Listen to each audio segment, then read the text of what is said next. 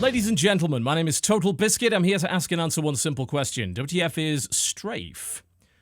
Well, this game has had a lot of marketing put behind it, let's put it that way. Very unique marketing, very Kung Fury-style marketing, and a decent amount of hype as a direct result of it. Strafe is the result of a successful, only barely, but successful Kickstarter a couple of years ago, and a fairly promising demo. And, of course, a rather incredible live-action teaser, which was followed up by a live-action trailer just prior to launch, which in itself was amazing to watch. Really, really great. And it is, and this is perhaps the most important part, probably not what some of you are expecting it to be. The way that it was marketed, and I use that term carefully because it's not something that the developer specifically said, only the perception that they kind of created was that this was a back-to-the-90s fast-paced first-person shooter. Very much playing on nostalgia, playing on the idea that we don't have games like Quake anymore and that perhaps we might want one again. Except it's not that at all. In fact, it is more of a procedurally generated roguelite shooter. And even the term roguelite I would use carefully here because there are elements of the accepted roguelite set of conditions, I suppose, that are missing here. There's something of a disconnect as a direct result, I think, between the perception that the marketing generated and what the product was actually supposed to be. Again, to the credit of the devs, though, they never really claimed that it was ever going to be the revival of Quake or anything along those lines. What it is a polygonal, deliberately old-looking shooter with a lot of these elements of procedural generation and a few of the roguelite things that you find in a lot of games as of late, which puts it in the category of roguelite FPS, as in the category that barely ever works. So this is a risky one, to say the least. Will Strafe be the one to break the mold? Well, we're about to find out. First, to the options menu we go, and you can already see there's a commitment to this particular aesthetic going on here. You also notice down there that the game will have VR available eventually. There's actually a couple of features missing from the launch version.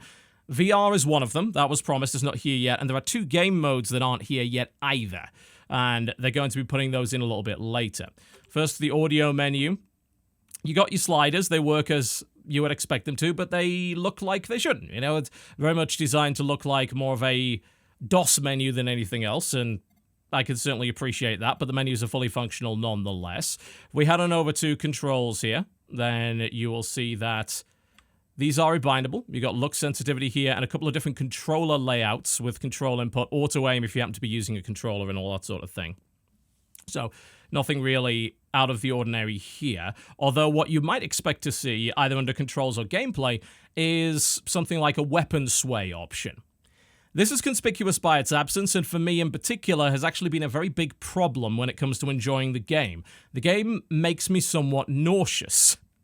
Now, this is not down to field of view. If you head to video, you'll clearly see it has a field of view slider, and that works totally fine. However, it's the way that the game flings the weapon model around in a rather extreme fashion that, to me, causes the feeling of simulation sickness.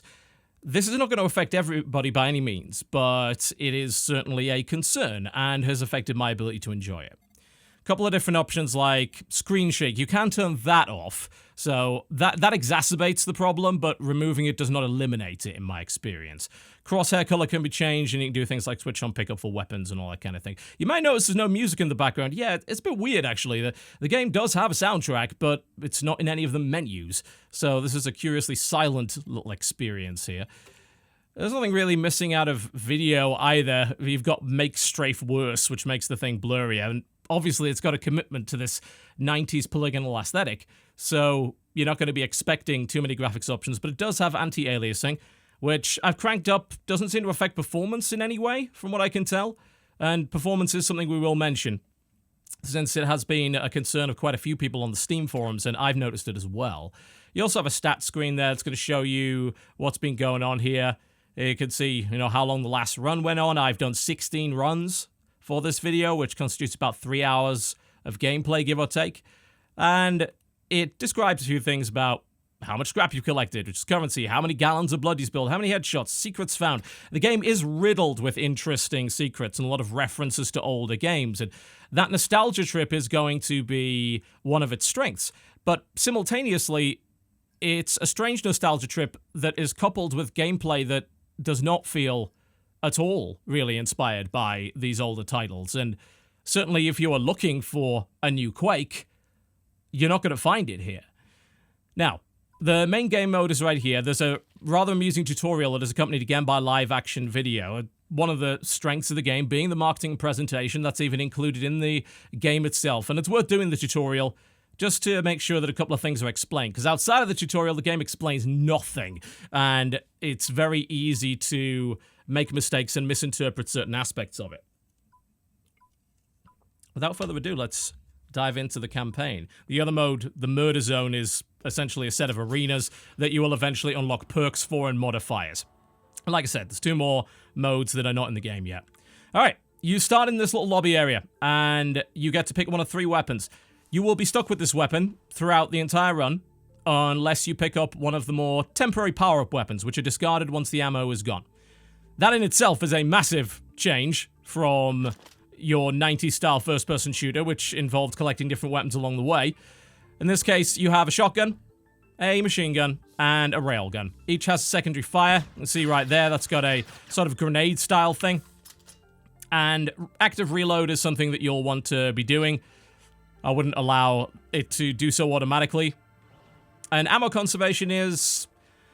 it's supposed to be something of a big deal, but weirdly enough, I haven't really noticed it. It actually emphasizes in the tutorial that ammo conservation is going to be a problem for you, but I have never found that to be the case. It has an interesting notion behind it where if you reload, you lose the rest of the magazine, which is not old school at all, actually. That's a more modern idea, but I haven't found that that really impedes the gameplay all that much, and I've actually never had to buy ammo in the game ever. I think it's pretty damn plentiful, and you start with 50 magazines, for God's sake. That's a lot of bullets.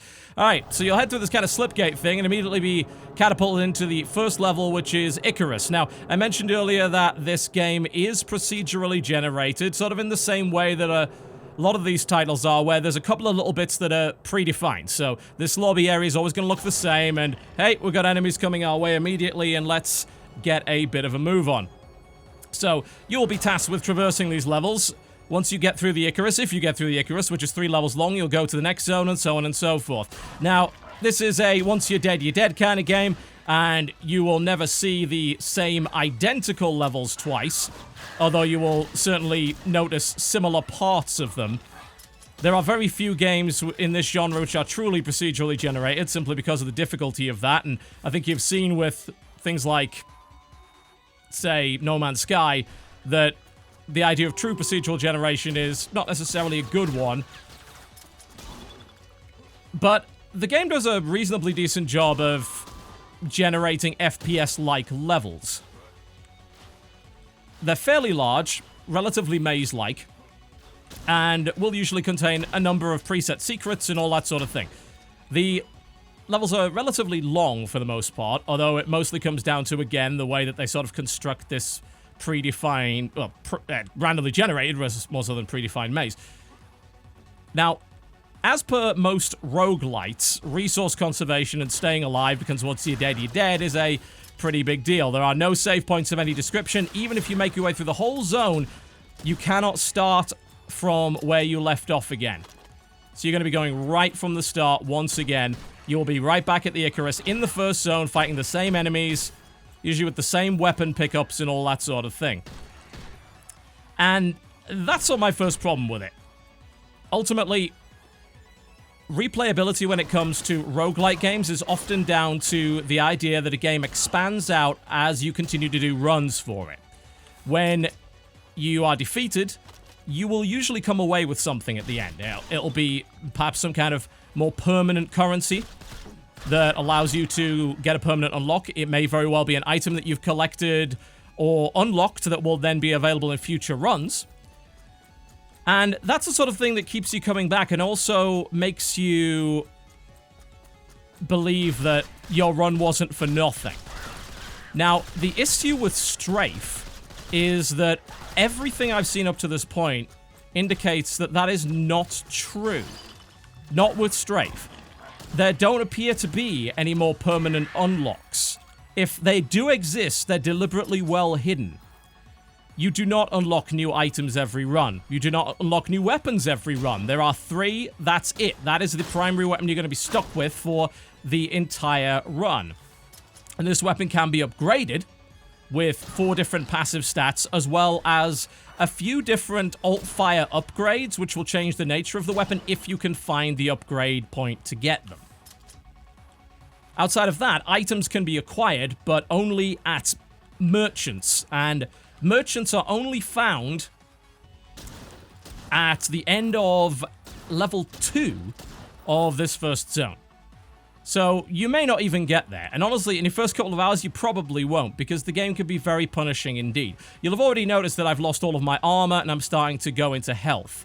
This game is incredibly stingy when it comes to health and armor pickups. Now, if I want to get armor, I'm going to have to spend scrap. I just spent 6,000 scrap, and that's going to give me 40 or 50 armor. There we go. So, I'm spending that scrap to refill that particular resource. I can also spend scrap to get ammo, but as I mentioned earlier, I have never noticed a time when you would ever possibly need that. You have so much, and there are actually a lot of ammo boxes around the level, but there are almost no health pickups. And if armor pickups do exist, they are so well hidden, I've never encountered them. Not once. I know the game has secrets. It deliberately has hidden doors that you have to find. In the process of trying to find my way through this damn level here. And yet, I have barely ever run into them. And like I said, if these armor pickups do exist, they are few and far between. You do get these little pickup boxes, you may have noticed that one earlier, that provide those 4 little passive perks, and they don't immediately tell you what they do, but they're basically small upgrades for your gun. So, things like fire rate, ammunition capacity, damage, and so on and so forth. And getting those is pretty damn important, although not as important as acquiring a very desirable secondary upgrade. You can't buy these upgrades. They're not available. The only time that you will get one is if you encounter an upgrade station, and therein lies another one of the issues that I've got with this game. When it comes to first-person shooters, especially the old-school ones, a lot of them really come down to being resource management games. There'll be a specific number of resources in a level and a specific number of enemies to kill, and a well-designed first-person shooter will balance the two.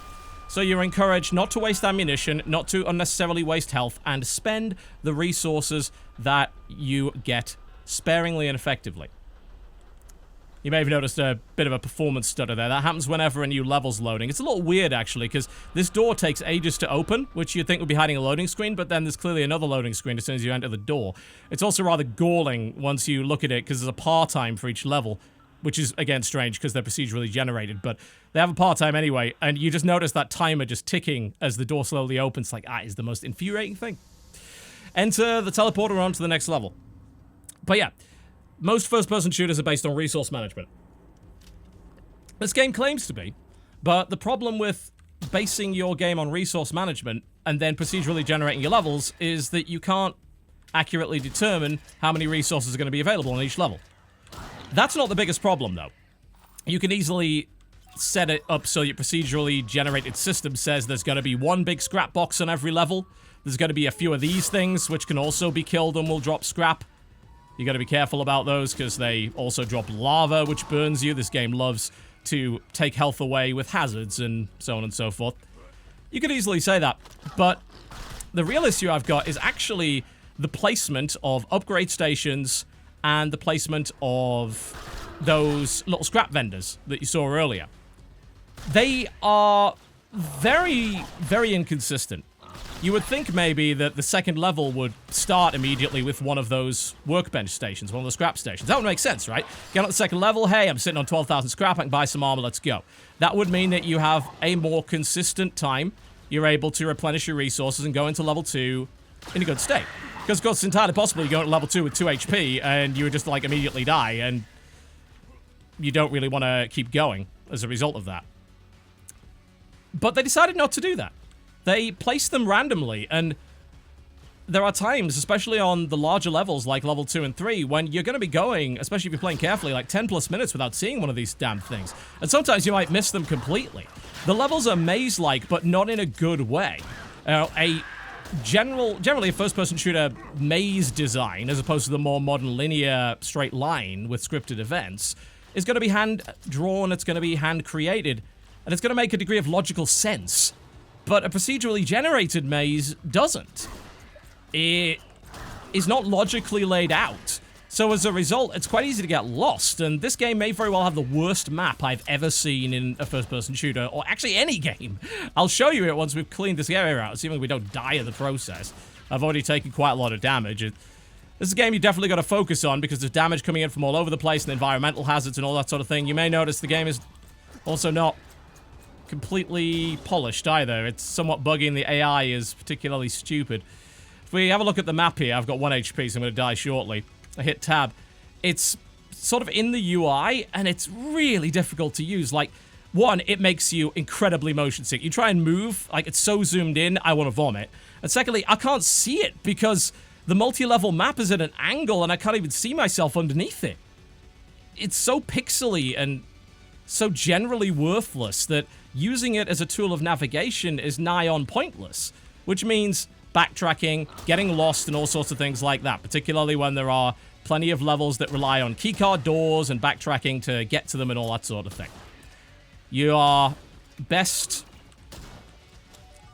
going to navigate by the Trail of Dead, let me put it that way. And I'd love to upgrade, because there's an upgrade station right there, but I just died, so the game says screw you in that regard. We'll just do a quick restart with that gun. It's tricky. It's a very, very difficult game, very challenging. But unfortunately, I'm finding that the challenge isn't something that's motivating me. I don't have the real desire to go and try it again. And a lot of that comes down to the idea that the game's levels are not all that interesting to navigate, because again, procedural generation. The shooting itself is not bad. Like, I actually enjoy it, I think, more than most people do. It's had a lot of criticism for supposedly having weak gunplay. I don't know about that. I explained in my fairly recent video of another roguelite first-person shooter, Immortal Redneck, that gunplay and the concept of having meaty gunplay comes down to a couple of different characteristics. And for the most part, it's down to visual and oral feedback. It's about what a gun visually does to an enemy. And this game has most of the things you need to create satisfying gunplay. You can notice that there's obvious blood impacts, for instance. It spreads all over the walls. It comes out of the enemy as soon as you shoot them with it. There is jibbing. You've got mutilation. Limbs come off. And there's a degree of stagger as well.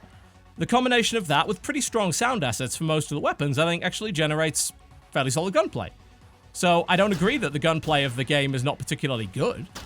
A lot of it really comes down to what weapon you're using. The shotgun, I think, is a more satisfying experience than the railgun is. The railgun in particular seems fairly poorly designed for a game that's mostly based around large hordes of enemies. It certainly does have a secondary fire that can be used in area of effect, but for the most part, the railgun is great for picking off stronger distant enemies, but you got to bear in mind, you're stuck with the weapon from Zone 1, and most of the enemies in Zone 1 and 2 in particular are not strong distant enemies. They're weak horde-like enemies.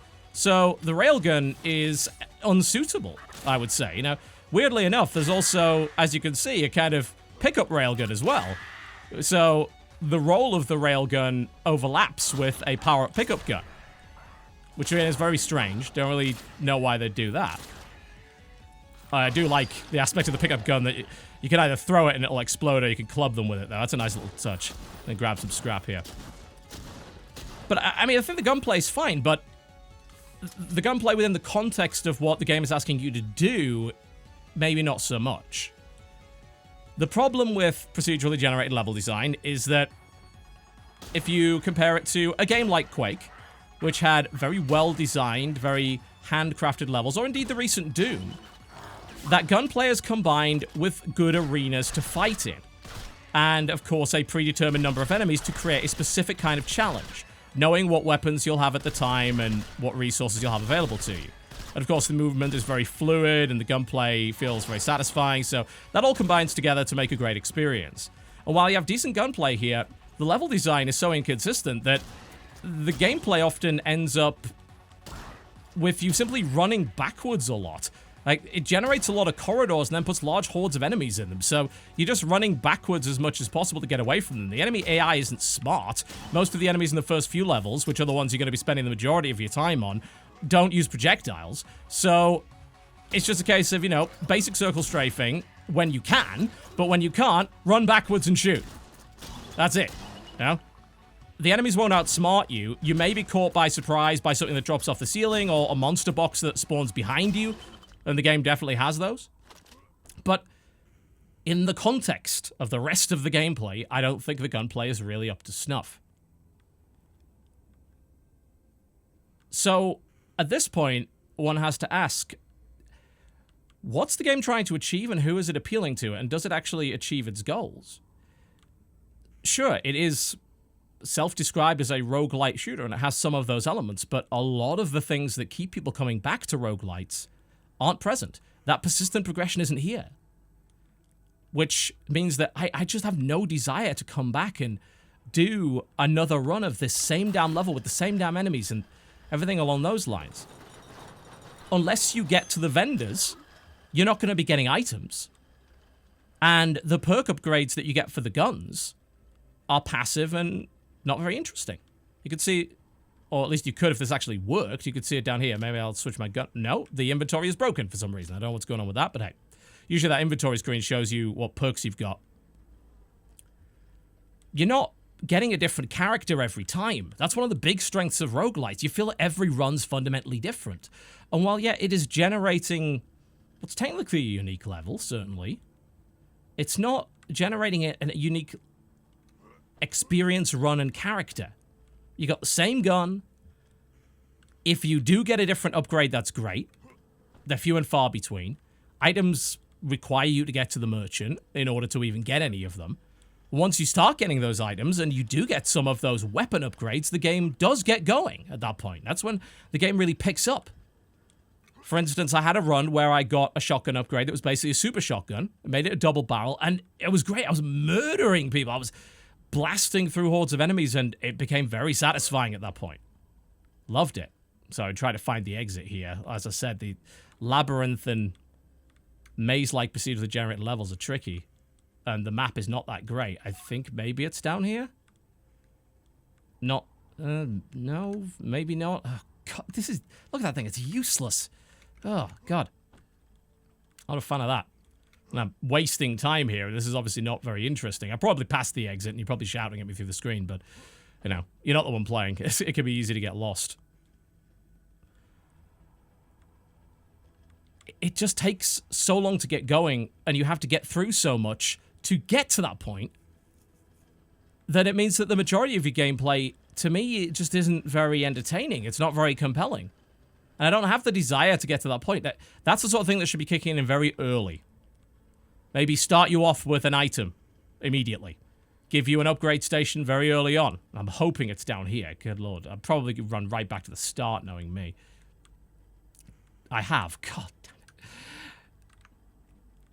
Something along those lines.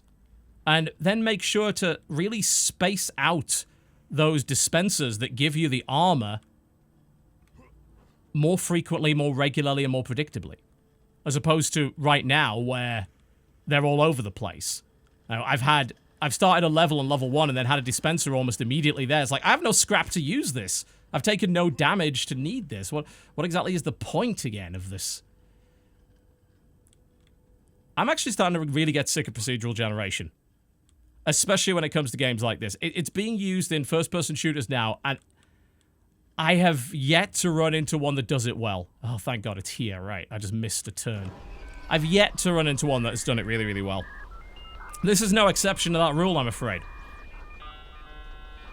And it's very odd to try and scratch that nostalgia itch, and yet create thoroughly uninspired computer-generated levels. Because I'm sorry, that's not what Quake was. That's not what Quake 2 was. That's not what those first-person shooters were back then. It's not what Duke Nukem was. It's not what Doom was. They were handcrafted, interesting mazes This is not that. Not at all. And here again, we have another situation of run backwards and shoot, run backwards and shoot, run backwards and shoot, until you've cleared out the horde. I honestly think Strafe is in many ways a swing and a miss. I think the aesthetic is pretty cool because it's not done all that often. It's nice that we are seeing a game attempting it, and I don't think it looks bad. I think the ludicrous jibs and the dismemberment and all that kind of thing is pretty damn great. The movement speed is nice. The levels don't look all that interesting. It does get more interesting after the first zone if you can beat it. I've been to the second zone a few times, and it looks a lot better. You know, the terrain type is a lot more interesting, and so are the enemy types. Assuming you can get there on a regular. But the first 3 levels are gray, gray, gray. You know, lot of gray installation. Not very interesting, not very inspired. And even if you look back at Quake, that aesthetic may very well have been brown, but it was gothic and moody. And I don't think that game really has that. This game has that identity, honestly. As much as I do love the blood going everywhere and the bits going everywhere, and the explosive barrels and explosions and fire and decals all over the walls, those are fun, no doubt. But outside of that, you know, I think the appearance could have certainly been done better. Would have been nice to see a less generic presentation, considering such a unique aesthetic that isn't used all often. I know that sounds like a contradiction, but no, they're trying to use an aesthetic which isn't really used in modern games, and yet they've made the game look generic without its sort of own identity. It's a very much a do you remember, ha ha, kind of repeatedly elbowing you until you tell them to stop and respect your personal space. And that is not endearing to me at all. I just don't have the desire to keep running this, because it does take those first couple of levels. You've got to reach the merchant or find an upgrade station for this game to start to get really interesting. And you just don't. You don't reliably do it. And I find it even hard to focus on these first couple of levels because they just are so damn dull, and you can really get caught into a corner like that to the point where you do almost die. You can go down really fast in this game if you're not paying attention. And you're like, all right, well, that's all wasted. I've got to go back to the start again. And what did I gain? Nothing. I felt no sense of progression. No sense of reward. Yes, that is a problem. I don't think you can do that in a roguelite. I really don't. I think you're missing the point. If we were to take that roguelite marker away, and I think maybe we should take that label away from this game, because I don't think it's actually earned it. What you would actually have here is a randomly generated old school aesthetic first-person shooter, which sticks you with one gun and requires you to go back to the start every single bloody time. Is that a roguelite? I don't think so. I think it is missing that basic fundamental core of what makes roguelites interesting. And what you're left with, if you strip that away, is a first-person shooter that just isn't very good. That's really, really unfortunate. Because it's not as if the shooting's bad. Like I said, it's just everything it's wrapped in lacks inspiration and elements that are just not functional. See, I've finally got an upgrade, which I wish was the super shotgun upgrade, because that's entertaining. That's another issue that I have with some roguelites, which is even more prevalent here, is that a run can be less or more entertaining depending on what random upgrade you picked up. That's an issue in every roguelite, but a lot of them like to throw a lot of items at you so that you can come up with a unique combination. And maybe one item's boring, but if you combine it with something else, it's not. But you get so few items here that doesn't happen. And again, same gun every bloody time. You got that choice of 3. And there is I believe there's a couple of secret guns, and that's really about it. It's like, okay, I got a plasma grenade launcher. That's not actually that different to what I was using before. It's just a kind of different particle effect, different damage. Hasn't fundamentally changed the nature of this gun. It's still a shotgun. I'm still stuck with one shotgun with the occasional little interruption of a pickup weapon. Yeah, I think Strafe may have missed the mark, I'm afraid. The marketing for this game was excellent, and it's worth enjoying even on its own. I think what they were attempting to do has not really worked out. if you can tolerate doing those first couple of zones and you get good enough to be able to rush them, because in theory, you should be able to do them in about 8 minutes, at least according to the par at any rate. I've never been able to do it anywhere near that fast, but you'll be able to reach these merchants. And then again, we're running... There's some texture problems with this game. I don't really know what's going on with that. You can change scrap into credits if you want. Those are the two currencies available. And lets you buy these items. But we run into the same issue where, unless these items are cool and interesting, the game fails to be cool and interesting. In this case, stomping on enemies damages them. That sounds kind of cool, I guess. Does that change my playstyle? A little. But that's how that you got, like, jump jets and teleports and things, which I don't think really changed the nature of the game all that much. You know, the ability to use things like teleports and jump jets and extra double jumps really comes down to how the level ended up being generated. And you have no real control over that, and neither did the developers. Whereas in a game with hand-designed levels, those perks and those changes would have a place. They'd have made sure that they were specifically designed around that. Yeah. It's unfortunate. And there's one last thing to add to that. The game has some performance issues. And it certainly doesn't look good enough to justify it, does it? No, of course not. You know, you would not expect a game that looks like this to have performance issues, but it does. They are relatively widespread according to the Steam forums. There have been quite a few complaints. As always with performance issues, that's never going to be a universal thing. But I've noticed the frame rate wildly vary. Usually it's about 140, 150, but I've seen it drop to 60, and you might think, well, that's fine, but no. Though that large a variance in frame rate is something that you feel. And it makes the game, without question, play worse. It's a lot less smooth. Frame rate has a, goddammit, direct impact on gameplay. It's not an aesthetic thing. There's Strafe for you. You know, that's what a couple of runs of Strafe looks like. A lot of how entertained you're going to be is that level of tolerance and how good you are. It's always tricky to bring difficulty in as an element of critique because that's a very personal thing, and I know I'm not very good at video games, especially not when I'm playing them live. There are people who are a lot better at it than I am, but I still don't think that changes the fact that those zones, unless there is some secret that I don't know about, are unskippable, and you're going to be doing them every time, and they're going to feel the same. And that gets tiring fast.